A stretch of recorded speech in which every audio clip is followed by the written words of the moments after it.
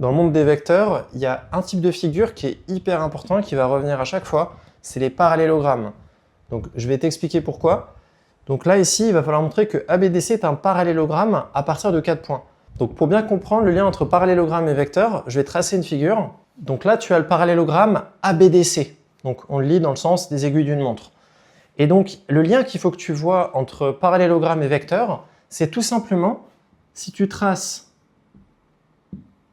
Tu vois là j'ai tracé deux vecteurs qui sont opposés, qui ont le même sens. Et là on voit que si le vecteur AB est égal au vecteur CD, alors on est bien face à un parallélogramme. Parce qu'en réalité, on peut le faire dans tous les sens.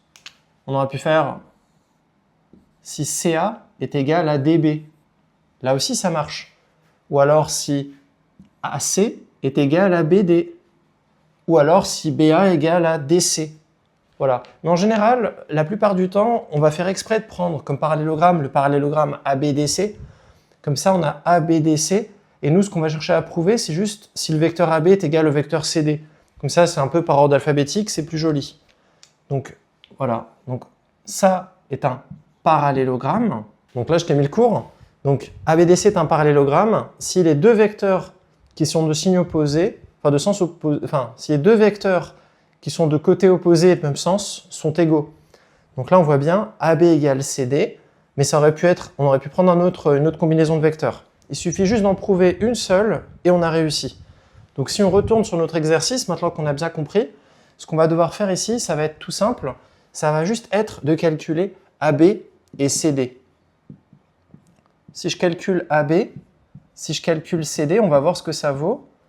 Et donc si on a AB égale CD, ben, on sera exactement dans cette situation, ce qui prouvera qu'on est bien dans un parallélogramme. Tu peux dessiner n'importe quelle figure avec un de ces exemples, tu verras que ça fonctionne à chaque fois. Donc comment on va calculer AB?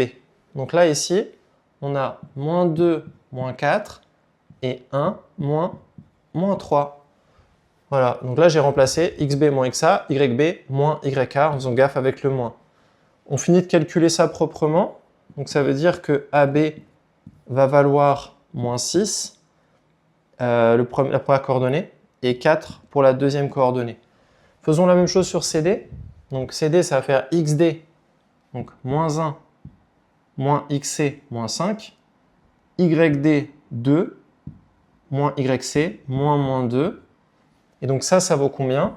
Tiens, bah c'est pas mal ça. On a moins 6, 4, moins 6, 4. Donc là, on peut donc dire que AB égale à CD. Et donc si AB égale à CD, on va pouvoir conclure que ABDC est bien un parallélogramme. Donc ABDC est un parallélogramme. Donc c'est ça qu'il faut comprendre.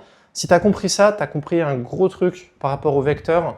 Donc dès qu'il y a des parallélogrammes, si tu arrives à visualiser cette figure, tu n'auras jamais aucun souci. Allez, abonne-toi et on se retrouve dans la prochaine vidéo.